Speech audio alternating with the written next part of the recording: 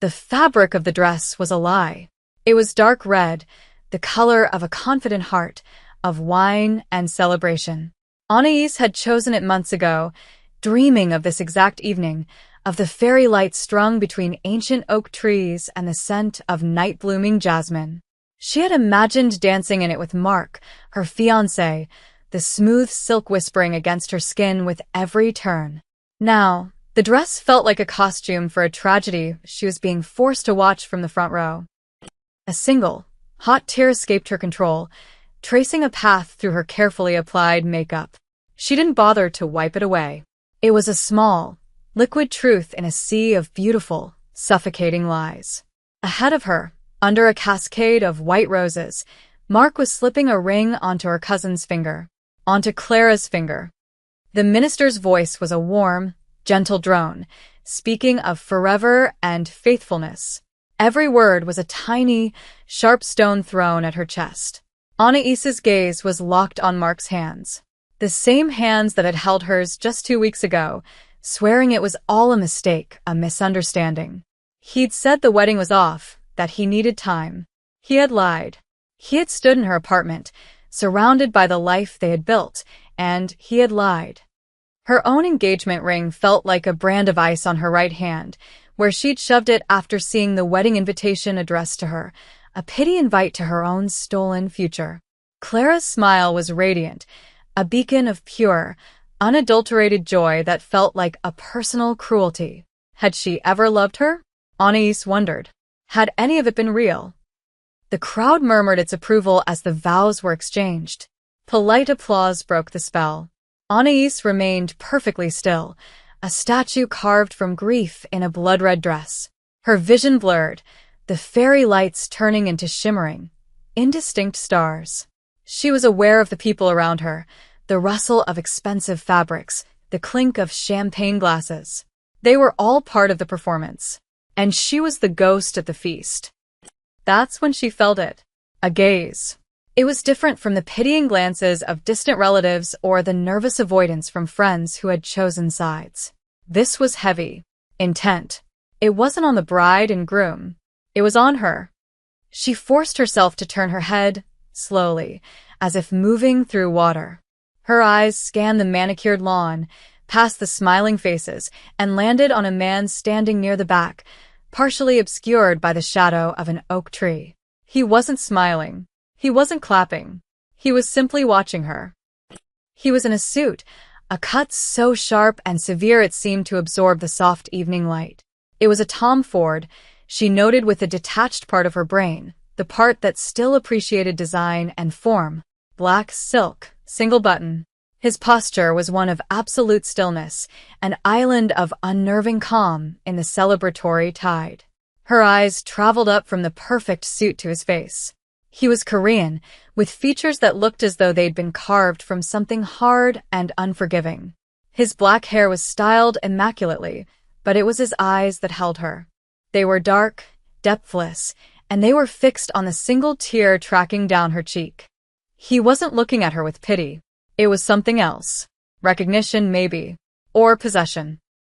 She didn't know him. She was sure she'd never seen him before. He was likely a business associate of Mark's father, a man whose entire life was a collection of transactional relationships. She broke eye contact, her heart hammering against her ribs for a new and entirely different reason. The feeling of being watched didn't go away. It intensified, a physical pressure against her skin. The reception was a blur of forced smiles and champagne. Anais found a secluded corner on the terrace, hoping to become invisible. The jasmine was cloying now, its sweetness a mockery. She just needed to get through the next hour. Then she could go home, peel off this lying dress, and shatter. Anais. Mark's voice. She didn't turn. Go away, Mark. Please. Just let me explain. He sounded pathetic, his voice thin and reedy. She finally looked at him, at his perfectly tailored tuxedo, the white rose pinned to his lapel. He was the image of a storybook groom. A fraud. Explain what? She asked, her voice dangerously quiet. Explain how you were planning our future while you were sleeping with my cousin? Explain the date you picked, the venue we chose together? What? Exactly. Is there to explain? It's not that simple. My father, there were pressures. Business things. Business things, she repeated, the words tasting like ash. A memory surfaced, sharp and unwelcome. 2 weeks ago, the night he'd broken it off. He'd been on the phone with his father, his voice tight with stress. He thought she was asleep. She'd heard phrases she didn't understand. Something about a shipment from Busan, a debt to the Kwan family, and how a marriage alliance to Clara's family would solve everything. You mean the debt your father owes the Kwan family? She said, the words spilling out before she could stop them. That business thing? Mark's face went white. All the color drained from his skin, leaving him looking like a terrified ghost. How did you hear that? You talk in your sleep, she lied, wanting to wound him. And you talk when you think no one is listening. He looked around wildly, his eyes darting through the crowd as if searching for a predator. You can't say that name here. Anais, you have no idea what you're talking about. I know enough, she whispered, the fight suddenly draining out of her. I know you're a coward, and that's all I ever need to know. She turned and walked away, her heels sinking slightly into the soft grass. She didn't look back. She just wanted out. She pushed through the laughing guests, her red dress a slash of color in a pastel landscape. Her car was in the guest parking lot, a small island of freedom. She was fumbling for her keys when a long, black sedan pulled up, blocking her in. It was a Genesis G90, gleaming like polished obsidian under the valet lights. The engine was silent. The back door opened, and the man from the oak tree stepped out. He moved with an unnerving grace, the shadows clinging to him. Up close, he was even more imposing. The scent of him reached her first, expensive cologne, with a clean, sharp note of cedar and something darker, like smoke. You are leaving so soon? His voice was deep, a low rumble that vibrated in the air between them.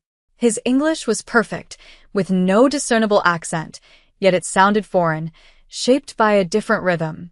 Excuse me, she said, trying to sidle past him. I need to get to my car. He didn't move. He was a wall of black silk and unyielding presence. I don't think so. I don't know who you are, but you're in my way. His dark eyes held hers.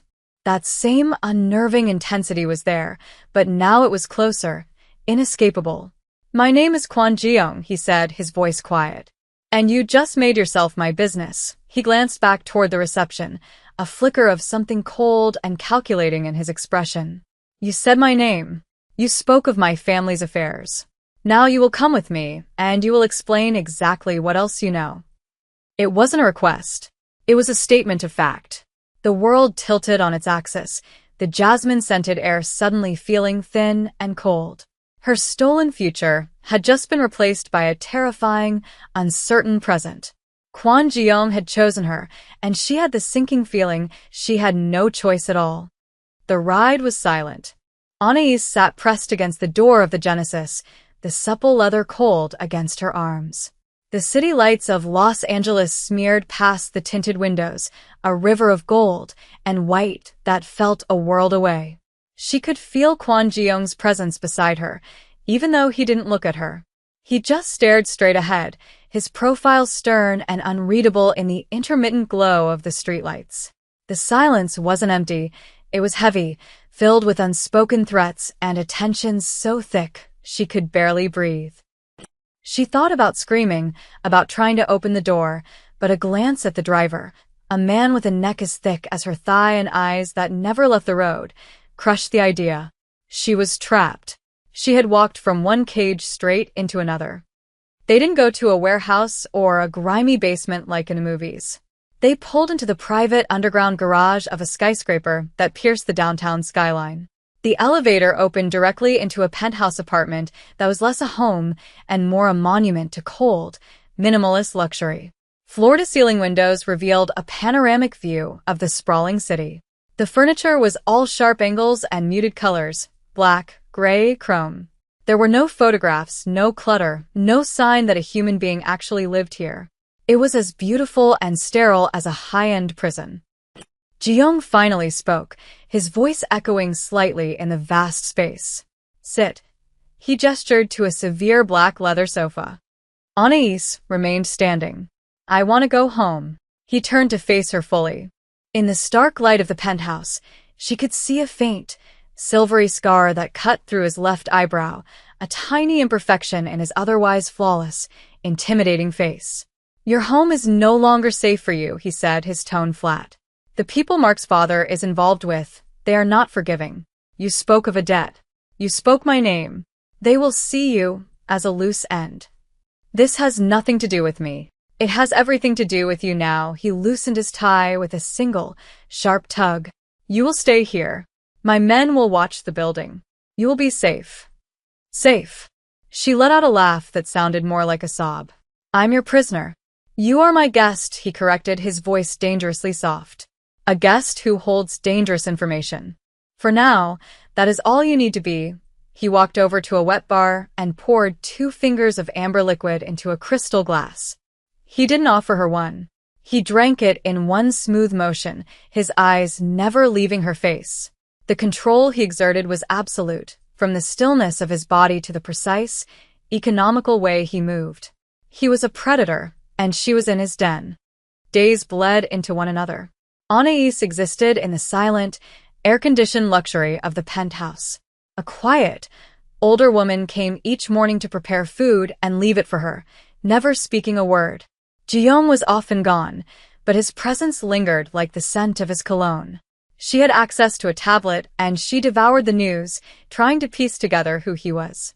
His name, Kwon Ji-young, was never mentioned. But she read about the sudden, violent collapse of a rival import-export business, about a key witness in a financial crimes case who had a fatal accident. She started to connect the dots. He wasn't just a businessman. He was an emperor ruling a hidden, violent world.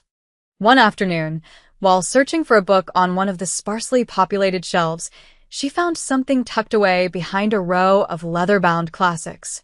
It was a small, silver picture frame, face down. Her fingers trembled as she picked it up. The photograph was of a younger Ji-young. He was smiling, a genuine, unguarded smile that transformed his face, making him look almost boyish.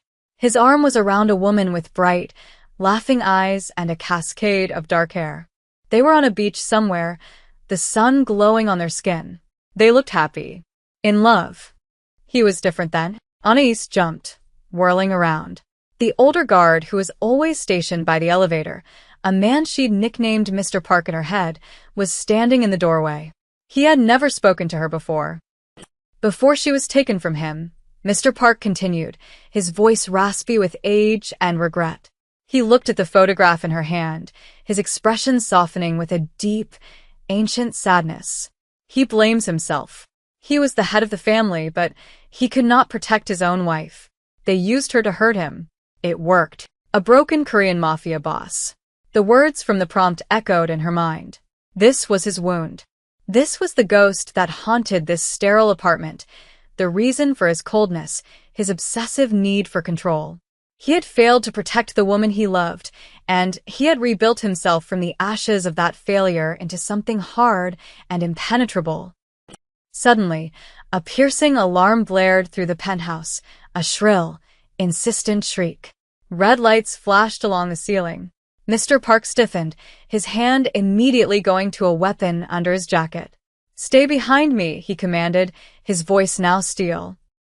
He moved toward the main living area, pushing her behind him. Through the windows, Anais could see the flicker of movement on an adjacent rooftop. A glint of metal. Gunshots erupted, shattering one of the massive windows. Glass exploded inwards. Anais screamed, dropping to the floor. Mr. Park returned fire, shouting commands in Korean into a device on his wrist. The penthouse, her gilded cage, had been breached. The danger Ji-young had spoken of was no longer an abstract threat. It was here. In the chaos, she saw her chance.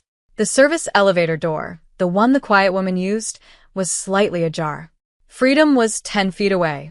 She could crawl there, slip out, and disappear into the city. She could run. But then she saw Mr. Park stumble, a dark stain spreading on his sleeve. Ji-young burst in from his private study, a gun in his hand, moving with a fluid, lethal grace that was terrifying to behold. He took a position, firing with disciplined precision. Another man, one of his soldiers, was hit and went down. Amid the gunfire and shouting, Ji-young was hit. A piece of shrapnel from a ricocheting bullet sliced across his forearm. He grunted in pain, but his aim never wavered. Anais froze. Her heart was a frantic bird against her ribs. Run. Her mind screamed the word, but her body wouldn't obey. She looked at the open service door, then back at Ji-young, blood dripping from his arm onto the pristine white marble floor. She made a choice. Scrambling on her hands and knees, she moved away from the door, toward the bathroom. She threw open the cabinet, grabbing the first aid kit. Her hands were shaking, but her purpose was clear. She crawled back into the living room, a war zone of shattered glass and upturned furniture, just as the last of the attackers was neutralized. Silence descended, broken only by the lingering alarm and the ragged sound of breathing. Ji-young was standing over the body of one of the intruders, his expression a mask of cold fury.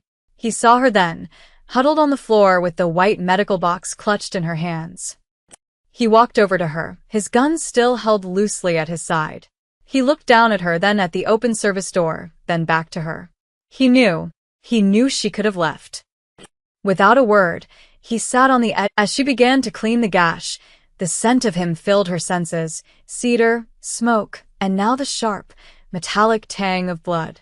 Her touch was hesitant at first, then grew steady. He didn't flinch. He just watched her, his dark eyes intense, searching her face for something she couldn't name. The world narrowed to the space between them, the quiet intimacy of her tending to his wound. The remnants of the gunfight faded into the background. There was only the scrape of the wipe against his skin, the soft rustle of the bandage, and the charged silence. Their faces were inches apart. She could feel the heat radiating from his body. She risked a glance up at him. His gaze was locked on hers, and for the first time, she saw a flicker of something other than control in their depths. A crack in the fortress. He said her name, just her name. Anais. It was a low murmur, a sound that was less a word and more a physical sensation. It was nothing like the way Mark had said it. He said it like it belonged to him. In that moment, surrounded by the wreckage of his world, she knew her choice to stay had changed everything. A few days later, the broken window replaced and all evidence of the attack erased, Ji-young finally told her why she was so important. They were standing on the balcony, the night air cool against her skin. The city below was a galaxy of indifferent lights. "The words you said to Mark at the wedding," he began, not looking at her. "About the shipment from Busan. It was a code. A confirmation of a deal his father was making behind my back with a rival." Anais stared at him. "A deal?" "A betrayal," he corrected, his voice hard. "Mark's father was selling information, routes, schedules. He was helping the Choi family dismantle my organization from the inside.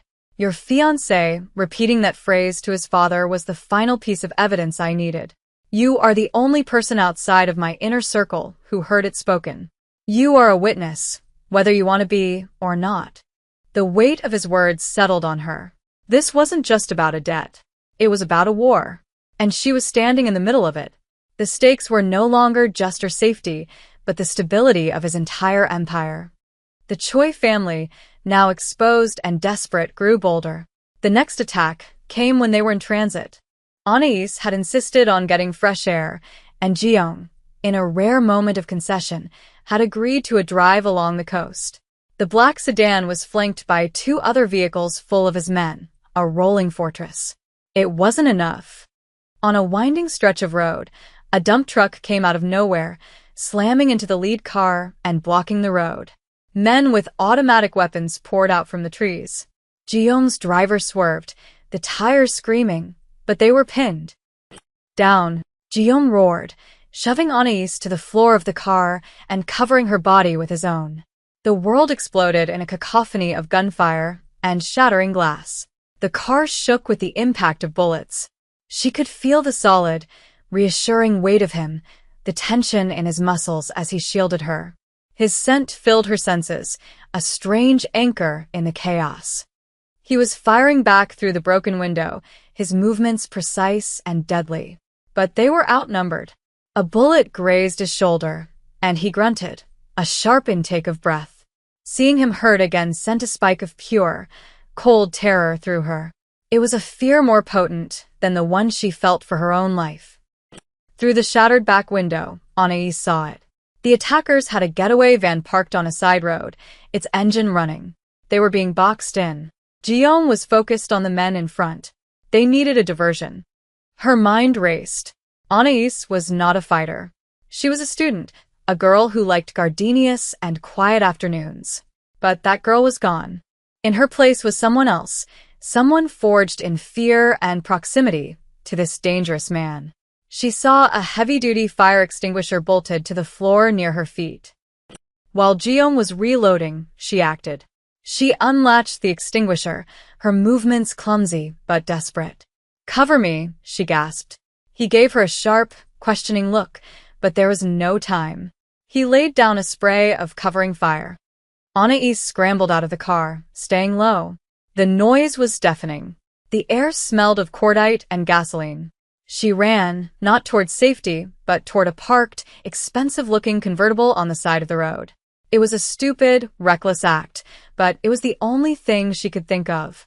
She swung the heavy extinguisher, putting all her fear and rage into the motion, and brought it down on the car's windshield. It shattered with a satisfyingly loud crash. She swung again, hitting the hood. The car's alarm shrieked to life, a new, piercing sound that cut through the gunfire. The flashing headlights created a chaotic strobe effect. It was the distraction they needed. Two of the gunmen turned toward the sound, confused. It was all the opening Guillaume's men required. They flanked the remaining attackers, and the firefight was over in seconds. Silence fell, thick and ringing. Guillaume was at her side instantly, pulling her back toward their car. He checked her for injuries, his hands moving over her arms and back, his touch surprisingly gentle. "Are you hurt?" he demanded, his voice rough. He broke it, his voice low. "You look at me, and you don't see a monster." "Why?" She finished tying the bandage, her fingers brushing against his skin. She didn't look up at him. She couldn't. The question was too raw, too close to the heart of what was happening between them. "I see a man who built a fortress around a wound," she answered, her own voice barely a whisper. "Maybe I'm just tired of seeing the walls. I'm looking for the man inside." That was her confession. Not of love, but of seeing him. Truly seeing him. He was quiet for a long moment. When he spoke again, his voice was thick with an emotion she couldn't place. "The man inside is more dangerous than the walls." The Choi family, beaten back, but not defeated, changed their strategy. They couldn't get to Guillaume, and they now knew Anais was not a passive pawn. So they reached back into her old life, into the life she thought she'd left behind at that wedding. A message arrived on a burner phone one of Guillaume's men gave her. It was a single image. A photograph of her cousin, Clara, laughing as she walked out of a coffee shop. On her forehead, a crudely drawn red, from a photo editing app. The message beneath it was simple. "We know where to find her. Your choice." The blood drained from Anais's face. They were targeting her family. They were going to use the people who had betrayed her to destroy her new reality. The war was no longer just his. It was deeply, terrifyingly personal. The picture of Clara was an act of war. It was a line Guillaume's enemies had crossed, and Anais knew, with chilling certainty, that he would not let it stand. He planned a response with surgical precision, his team moving with the silent, deadly efficiency of a wolf pack. The target was the head of the Choi family, a man who would be attending a private gala at a luxury hotel. A hotel Anais knew intimately. "I'm going with you," she said, standing before Guillaume in his makeshift command center, maps and blueprints spread across a vast table. He didn't even look up. "No." The Westmoreland Grand. Mark's father co-owned it. For my final project in my landscape architecture program, I redesigned their rooftop gardens and service access points. I know every back corridor, every dumbwaiter, every blind spot in their security camera coverage. You don't. He finally raised his head, his dark eyes boring into hers. He saw the resolve there, the hard line of her jaw. She was no longer the weeping girl in the red dress. He had reforged her in the fire of his world, and now she was as unyielding as he was. This is not a game, Anais. He sent me a picture of my cousin with a target on her head. This stopped being a game for me then. He studied her for a long, silent moment. Then he gave a single sharp nod. Stay by my side. You do exactly as I say. The gala was a glittering affair, a masquerade of wealth and power. Anais wore a simple black gown, her hair pulled back, an earpiece hidden in her ear. She was Jeong's shadow, moving through the crowd at his side. He introduced her to no one. Her presence alone was a statement. This woman is with me. She is untouchable. The plan was simple. Jeong would meet with Choi in a private suite to negotiate a truce. His men would be in position. But things went wrong almost immediately. It was a trap. As they entered the suite, the doors locked behind them, and Choi's men emerged from hidden rooms, guns raised. And there, in the center of the room, was Choi himself, a smug, cruel-looking man. He was holding Clara, a knife pressed to her throat. Her cousin was pale with terror, tears streaming down her face. Mark was there too, crumpled in a corner, sobbing. The great Kwon Ji-young, Choi sneered, brought to his knees by a woman. Two, it would seem, he gestured with a knife toward Anais. Drop your weapon, or the family reunion gets messy. Ji-young's face was a mask of stone, but Anais could feel the rage radiating from him. He slowly placed his gun on the floor. His eyes met hers for a fraction of a second, a silent communication passing between them. This was her moment. Choi was gloating, focused on Ji-young. He didn't see her as a threat. She subtly touched her earpiece, speaking in a low, calm voice to Ji-young's men on the outside. Phase 2. West Terrace Fire Alarm. Now. She knew the hotel system. A fire alarm on the terrace wouldn't trigger the sprinklers in the suite, but it would set off a piercing alarm and flashing strobes, and it would automatically dispatch the fire department. It would create chaos. Seconds later, the alarms shrieked. The strobes began to flash, disorienting everyone.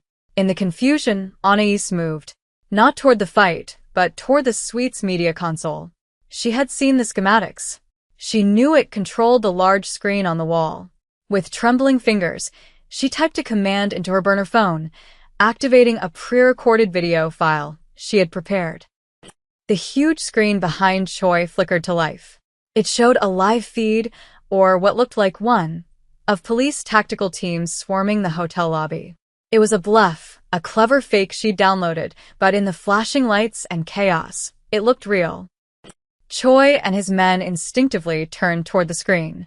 The hesitation was all Ji-young needed. He moved like a blur, a phantom of violence. He disarmed the man nearest to him, and in two precise, brutal movements, the immediate threat was over. He had Choi by the throat, the man's own knife in his hand. The rest of Choi's men, seeing their boss captured and hearing the approaching sirens, real ones, this time, dropped their weapons. It was over. Clara collapsed, sobbing, into Mark's arms. They both stared at Anais, not with gratitude, but with a mixture of fear and awe. She was a stranger to them now, a creature from a world they couldn't comprehend. Ji-young ignored them. He walked straight to Anais, his eyes scanning her, checking for any sign of harm.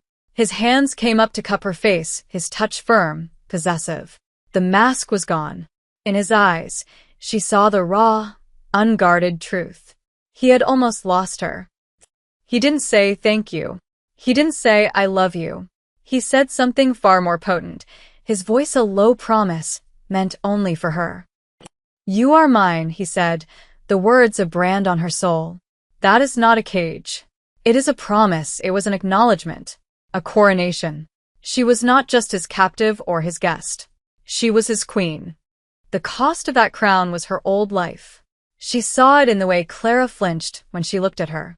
She heard it in the silence from her family in the weeks that followed.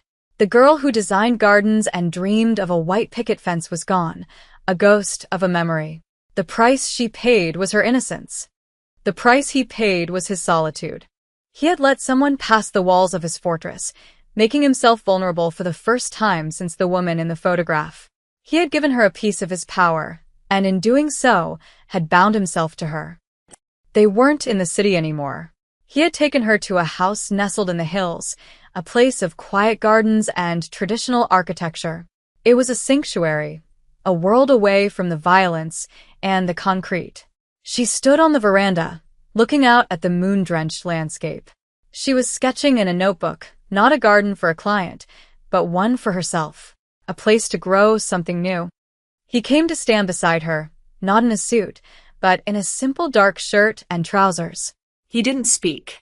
He didn't need to. He followed her gaze to the moon, a silent partner in her contemplation. The silence between them was no longer a weapon or a void.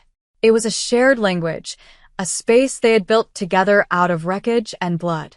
She didn't reach for his hand, but she leaned into his presence, a subtle shift of weight that said everything. This was her choice. Not to run, not to hide, but to stay. To stand beside this broken, dangerous man who had seen the steel in her and claimed it as his own. In the quiet dark, under the watchful eye of the moon, she was finally home.